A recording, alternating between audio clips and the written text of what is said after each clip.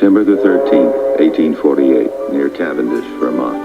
Just because a woman agrees to have her toes stepped on for one dance doesn't mean she's in love with you, James. I suppose you're after thinking that she's taken by yourself? I'm taking her out tonight. I'll ask her for you. You liar! I have to know that she's visiting her parents tonight. And how do you know that, may I ask? Because she can only see me tomorrow night. I don't believe it. Well, you can ask her yourself tonight. After the date last night. One more like that, James! James, I'll go after this Dorothy myself. This is Phineas Gage. Come on now. Get up there and you start cutting down that brush. Benjamin, you get over here and start leveling off this timber. Off to it. Come on, you lot. What are you looking at? Got a lot of yards to make today. Time's money. Set in there, Billy. Gage is an intelligent, well-balanced man. Feeling better now, James? Yeah, that's my boy. You? He's a modest and reliable person. He's in charge here because he can make careful, well-informed decisions. All parts of a healthy brain work together.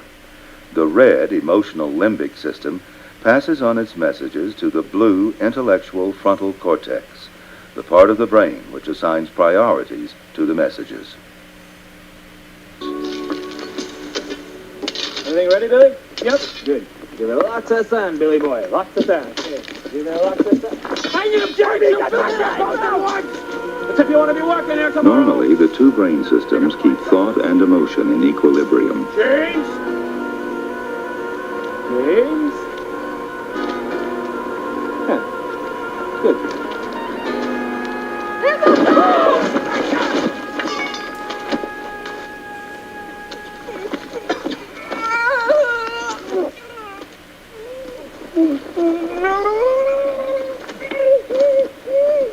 He's still alive. I'm okay. Come on, help me to my big boys. Oh. Sorry. No, I'm okay. I'm sorry. Come on, lads. Let's get him to the village.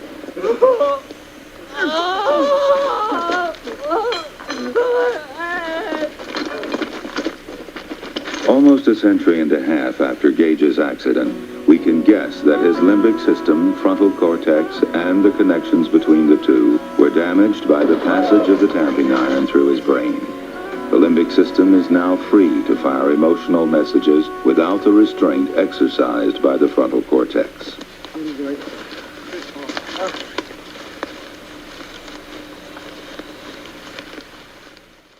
Continue.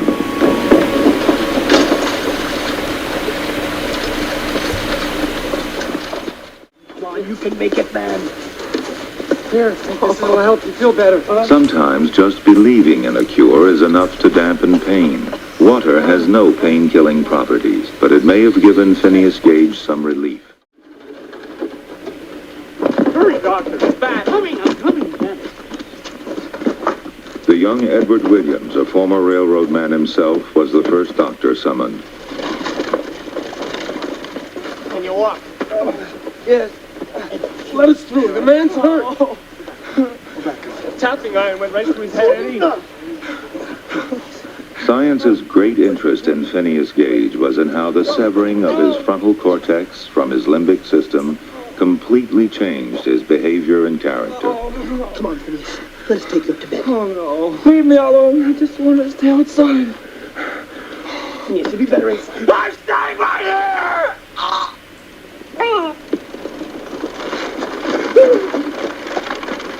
It's Doc Williams. Who? Doc Williams. Doc Williams. He is working up for you, Doctor. Gage's words were prophetic. His historic case sparked widespread curiosity into how physical changes in the brain affect behavior. God, Gage. I don't know. Okay, enough of this nonsense, Phineas. Let's get you off to bed right now. Come on, lift him up. Oh, no. Easy. Samuel. Oh, back to work, eh, boys. Come on, in the house. Come on. Come on. Easy.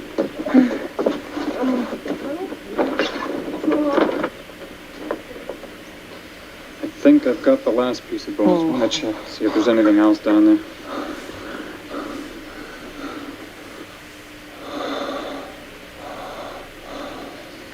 right hand is touching my left hand, clear through his head. Once the connections between the frontal cortex and the limbic system are gone, the limbic system is free to fire its messages of emotion uninhibited by the frontal cortex, and behavior becomes erratic and unpredictable. You know what I like, Doctor? Mm-hmm. I like to have my old dog up here. Come here, Biff. Here, boy. Come on. Keep your head still. Oh, Billy. Billy. Oh, wait. Keep your head still. Oh, I have to see the man, eh? Hey. Easy, easy. Lie back. Let's see what we can do about your dog, Phineas. Go get Biff, Billy. Go get Biff, eh? Biff died. Biff, no! Lie back. Lie back. Lie back.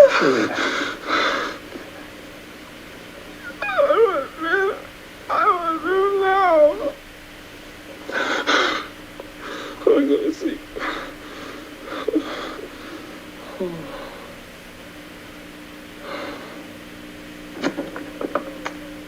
Against all odds, Gage survived.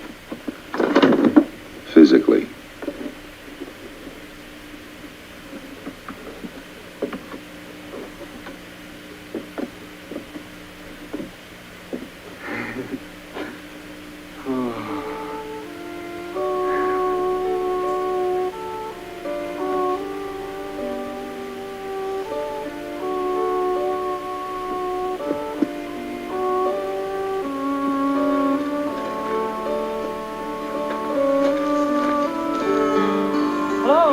But he never did regain his emotional and intellectual self-control, balance, and judgment.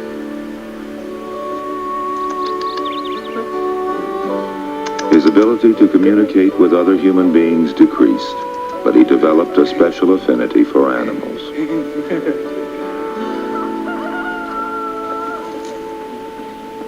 But for the men Gage used to work with, he had become a man out of control. The balance between his emotions and his intellectual faculties destroyed. Hey, wait up, man! Hey, don't leave without your foreman, hey! Oh!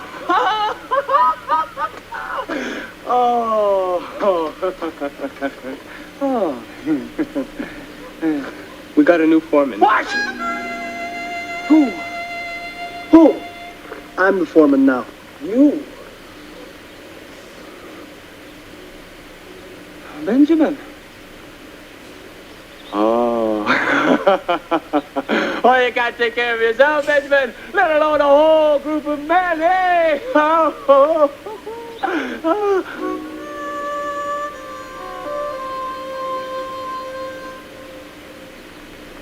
I'm still in charge, eh? We hope you'll be back, Phineas, but not today. Hey, how can you take my job?